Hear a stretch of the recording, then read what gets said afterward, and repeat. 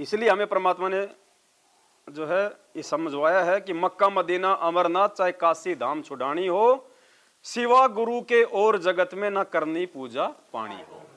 गुरु जी के अलावा अन्य किसी को भी ना तो महत्व देना है, और पूजा पानी तो बहुत दूर की बात है। अपने गुरु के अलावा, अपने इष्ट के अलावा और किसी की भी पूजा पाठ नहीं करनी है।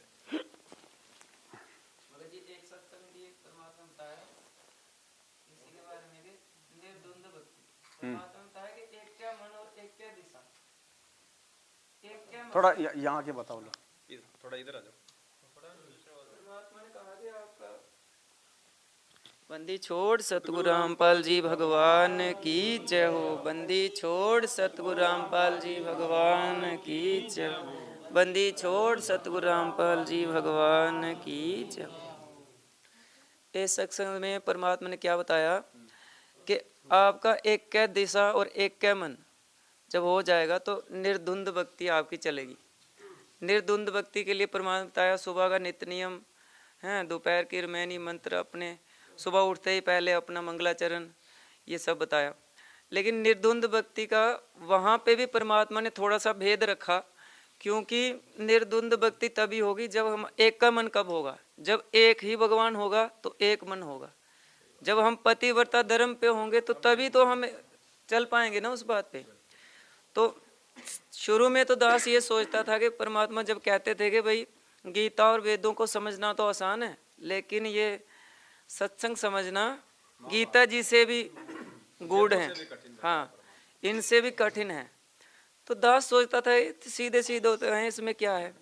लेकिन अब जो साथ संगतियों से जैसे जैसे वेद खुलते जा रहे हैं तो बहुत कुछ सामने, अब तो पूरा जो रहस्य है परमात्मा धीरे धीरे अपने साथ संगति के माध्यम से दया कर रहे हैं परमात्मा, और वो रहस्य खुल रहा है।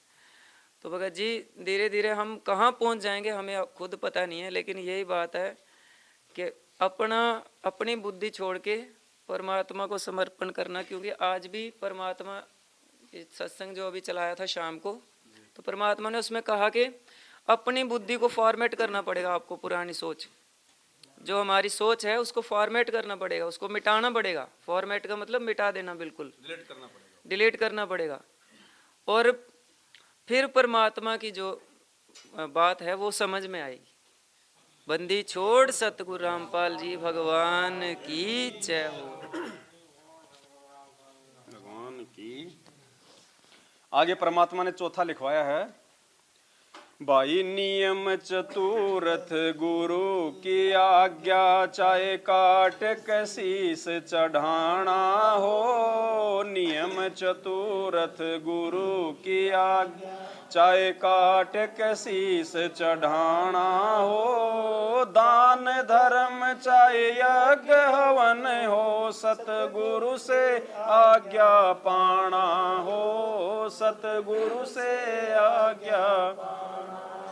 भाई घर छूटो या जग रूठो, चाहे रूठो ये संसारा हो। कौन सुने मेरी काल नगर, जय गुरु रूठ गया मारा हो। गुरु रूठ गया।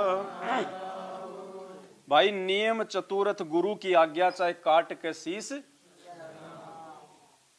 परमात्मा कहते हैं महिमा कीजिए संत की, तन मन धन सब दे, और सिर मांगे टाड़ा नहीं, चाहे मोर ध्वज लख ले।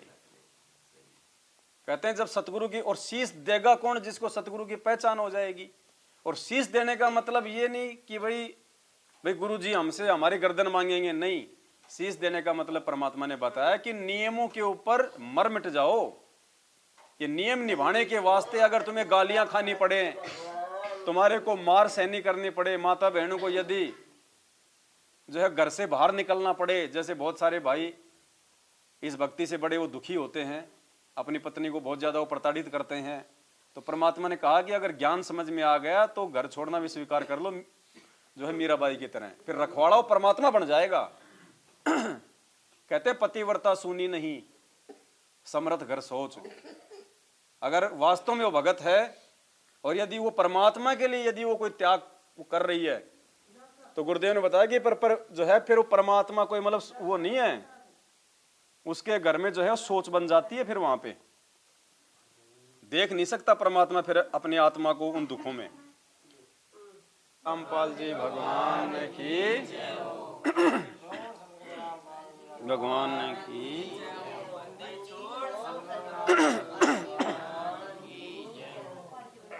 तो आगे परमात्मा ने लिखवाया नियम नंबर 4 में, भाई नियम चतुरथ गुरु की आज्ञा, चाहे काट के शीस चढ़ाना हो। नियम चतुरथ गुरु की, चाहे काट के शीस चढ़ाना हो। दान धर्म चाहे यज्ञ हवन हो, सतगुरु से आज्ञा पाना हो। सतगुरु से आज्ञा, भाई घर छूटो या जग रूठो, चाहे रूठो ये संसारा हो। कौन सुने मेरी काल नगर में, जय गुरु रूठ गया मारा हो।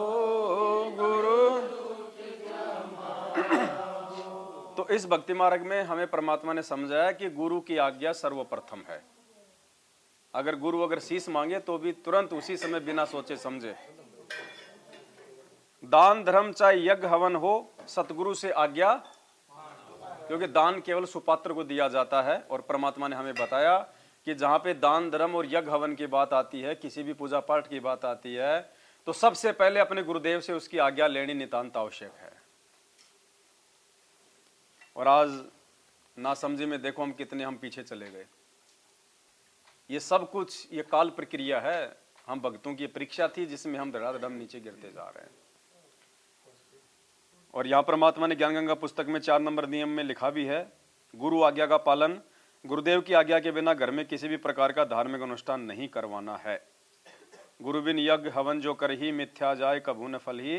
कबीर गुरु बिन माला फेरते, गुरु बिन देते दान, गुरु बिन दोनों निष्फल है, चाहे पूछो वेद पुराण। आगे परमात्मा ने 5 नंबर पे लिखवाया, भाई जूठा खाना ना कुछ पीना, चाहे हो अमृत का दाना हो। जूठा खाना ना कुछ, चाहे हो अमृत का दाना हो। दुनिया से ती कर दोस्ती, काठ का फंद लगाना हो। काठ का फंद लगाना, भाई घर छूटो या जग रूठो, चाहे रूठो ये संसारा हो। कौन सुने मेरी काल नगर में,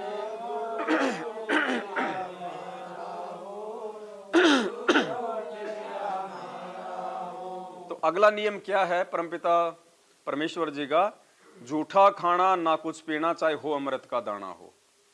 हमने जो भी अनुपदेशी हैं, जिन्होंने नाम दीक्षा नहीं ले रखी है, हमने उनका कोई भी झूठा खाना पीना नहीं लेना है, बिल्कुल भी यूज ही नहीं करना हमने की।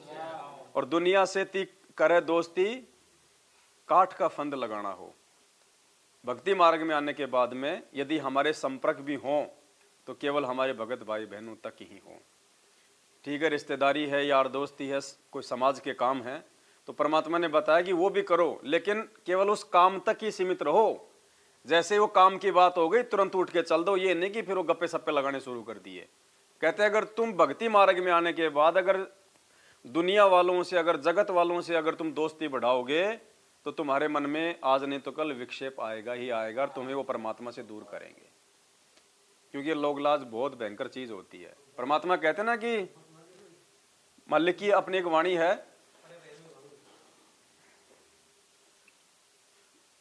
कि दुनिया से ती दोस्ती और पड़े भजन में भंग, एका एकी राम से या साधु के संग।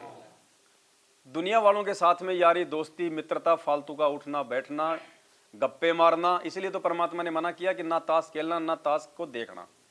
अगर नहीं खेल लेंगे, अगर हम देखने के लिए बैठ गए तो उनकी उल्टी सीधी बातें सुनेंगे, 20 तो गालियां निकालते हैं, फिर हमारे को उनकी हाँ भरनी पड़ेगी, उनकी झूठी ध्यान लगाना पड़ेगा, वो क्या मारेगा वो क्या मारेगा, अब की बार हमारा समय बर्बाद।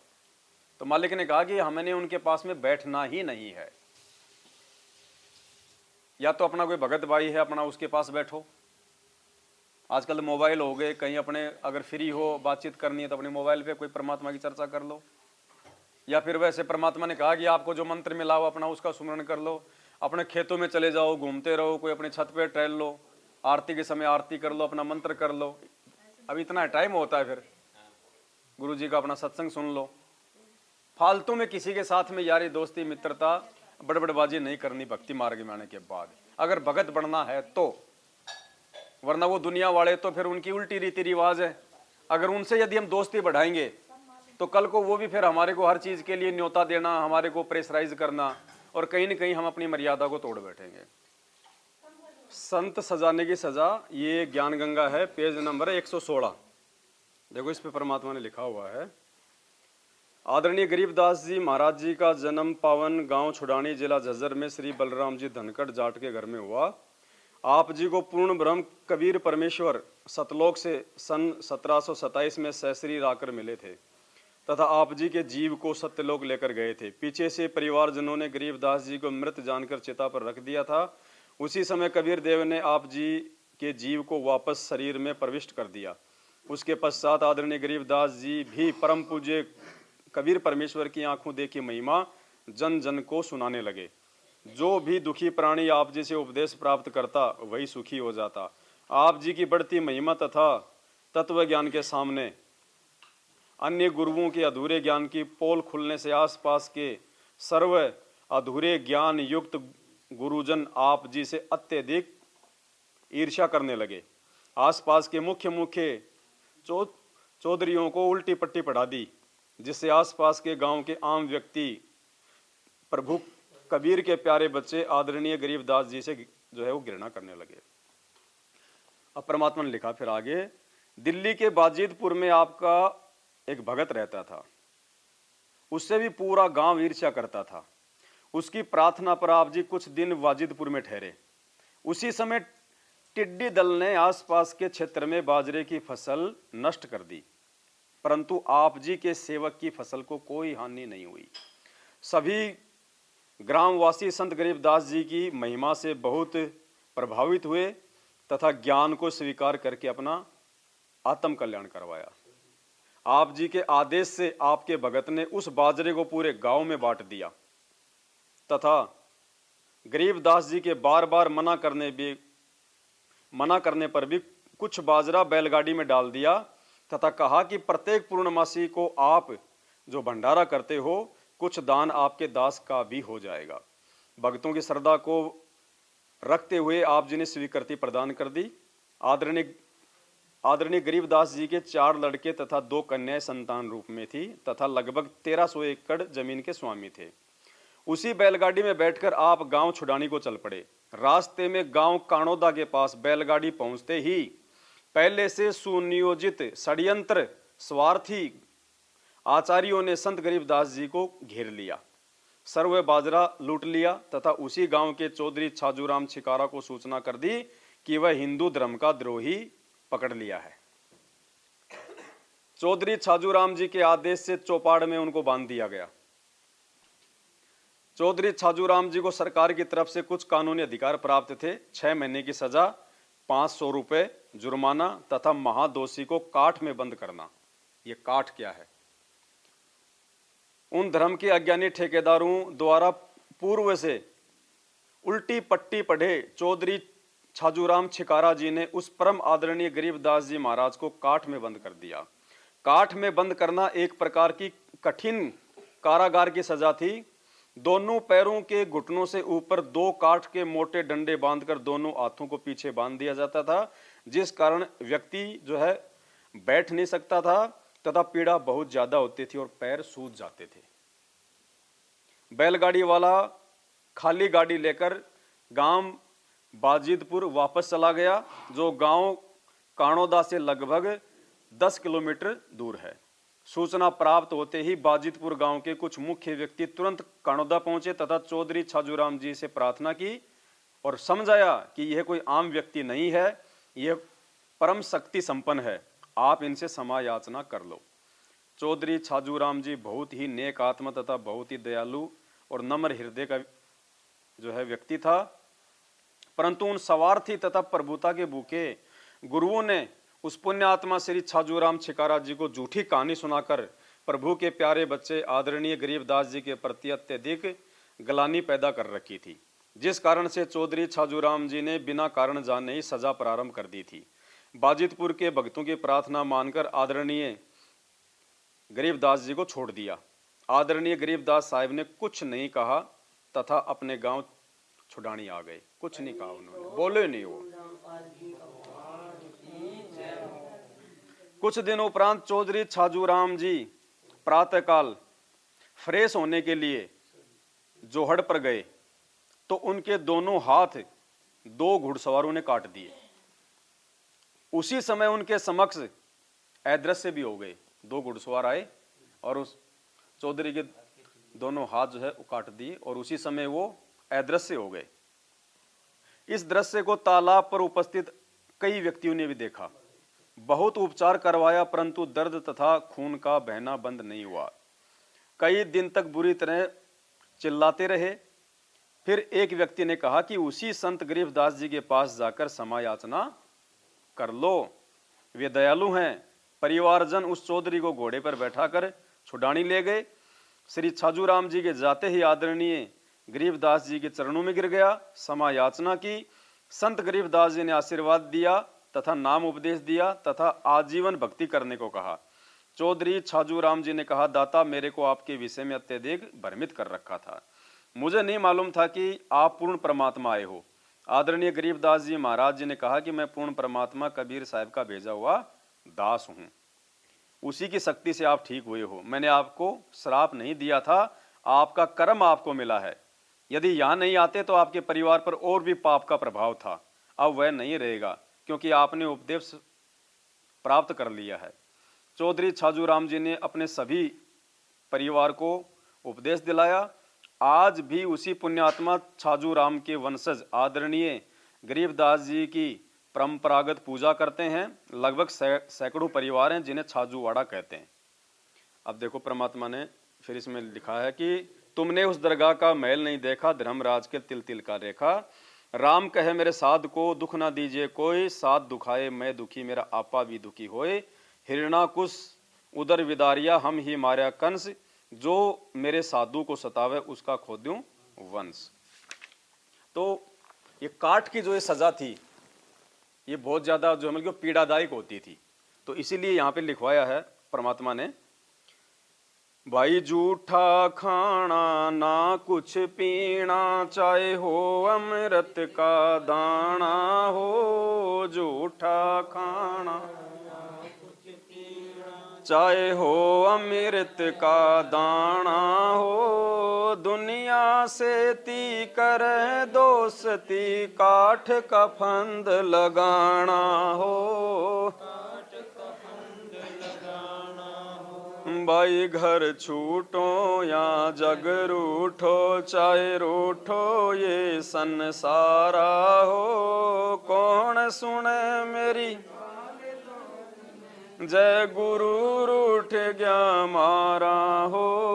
गुरु रूठ गया भाई 6 माही बरसो दिसरादा, ना कोई पिंड भराना हो। 6 माही बरसो दी ना कोई पिंड भराना हो। ना पंडित कोई कर्म कांड हो, इस जगत को है समझाना हो। जगत को है भाई घर छूटो या जग रूठो, चाहे रूठो ये संसारा हो। कौन सुने मेरी काल नगर में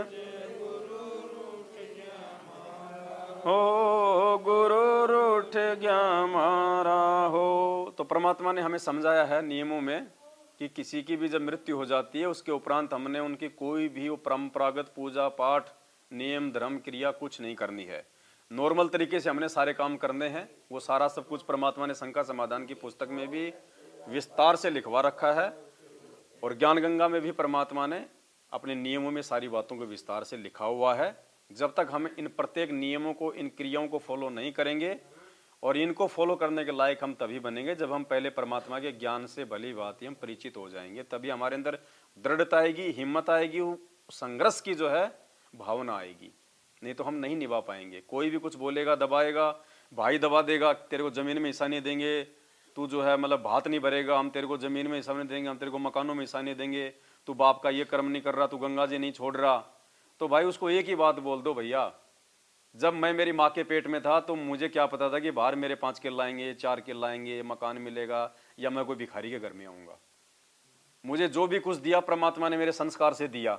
और आज यदि मैं उस परमात्मा के लिए अगर मैं कोई त्याग करूंगा, मैं बलिदान करूंगा, तो परमात्मा खुदा तो धरती पे पता नहीं वो सोने में तोल दे हो। तो क्योंकि पुण्यात्मा वैसे ऐसे उदाहरण हैं जिन्होंने परमात्मा के लिए जो अपना बलिदान दिया है, तो परमात्मा ने फिर कोई कमी नहीं छोड़ी उनके लिए। अरस से परमात्मा जो है फर्श पे बैठा देता है। साहिब से सब होता है, बंदे से कुछ नहीं, वो राई से पर्वत कर दे, फिर पर्वत से कुछ भी कर दे परमात्मा। करोड़ कर्म जल जाए तुम्हारे। ये नुक्ते होते हैं, कुछ ऐसे पॉइंट हमारे जीवन में आते हैं, वो हमारी परीक्षा होती है, और उस समय हम लोग पीछे हट जाते हैं। परमात्मा दुखी हो जाता है कि देख इस नालायक को कितना समझाया, और अब जब समय आया अपने गुरु को प्रसन्न करने का, ये पीछे कदम हटा रहा है। वही कहते हैं ना, परमात्मा के समय आवे मौका पड़े सौदा करे, कुछ ऐसी वाणी है परमात्मा। मौका पड़े भगत पड़े सौदा करे, कोठे डारे ज्ञान। तो समय आने पे हमारे को सौदा करना परमात्मा ने सिखाया, लेकिन हम पीछे हट जाते हैं। तो इन क्रियाओं को पुण्यात्माओं हमने साध संगीत के अभाव से हम पीछे हटेंगे। जब साध संगत हमें निरंतर मिलती रहेंगी, ये हमारे दिल में उमंग सी बनी रहेगी, समर्पण। भाई हमें जानकारी होती रहेगी, हम लोग कहीं मार नहीं खाएंगे, हमारे वो भूल नहीं पड़ेगी। इसीलिए तो परमात्मा ने दया बख्शी है साध संगतियों की। अब होना तो ये काम उन आश्रमों में चाहिए था, क्योंकि वहां पे संख्या में लोग ज्यादा आते हैं, और वहां पे यदि कोई इस प्रकार से भाई बहन यदि वो खड़े होके अगर इन चीजों को बताएं सबको, गुरु जी के सत्संगों का जो मर्म है यदि वो बताएं, तो वहां पे बताओ कितना अच्छा वो हो जाएगा, परमात्मा का काम कितना आसान हो जाएगा। लेकिन वहां कौन बताए, क्योंकि किसी के अंदर इतनी हिम्मत ही नहीं है बताने की, क्योंकि वो खुद ही नहीं चल रहे उन नियमों पे। और अगर वो बता भी देगा कोई झूठ साज, तो उसकी बातों का असर नहीं होगा किसी पे। और सुनेगा कौन भाई पुण्यात्माओं। सतलोक आश्रम बरवाड़ा में भी जब गुरुजी सत्संग करते थे तब भी लोग नहीं सुनते थे ध्यान से। बीच बीच में गुरुजी को डांट मारनी पड़ती थी। कोई बाथरूम करने भग रहा है, कोई वैसे अपनी बातें कर रहा है, परमात्मा को बीच बीच में डांट मारनी पड़ती थी कि तुम क्यों आते हो फिर तुम यहाँ पे। यहाँ आके भी अगर तुम ढंग से अगर तुम सत्संग भी नहीं सुनते फिर तुम्हारा फायदा क्या आने का। और मालिक अपनी वाणियां बोलते थे फिर वहां पे कि सत्संग में आए के बात चलावे और उस अपराधी आत्मा को 3 लोग नहीं ठोर। इतना तक परमात्मा मतलब वो संकेत करते थे, फिर भी लोग नहीं भाई नहीं मानेंगे भगत जी। जब तक गुरु को परमात्मा नहीं मानेगा वो आदमी वो डरेगा ही नहीं, उसको गुरु का भय होगा ही नहीं। ये रियलिटी है। आज ये लोग सारे उल्टे कर्म कर रहे हैं। क्यों कर रहे हैं? क्योंकि इनको गुरु जी का इनको डर नहीं है, इनको भय नहीं है। और जिसने गुरु जी को अपना बाप मान लिया, कहते हैं वो हाथ अपना रख दे सिर पे जिसने मान गुरु को बाप लिया, तो उसको फिर अंदर से चेतना आएगी, जागृति आएगी, वो डरेगा फिर भगत जी।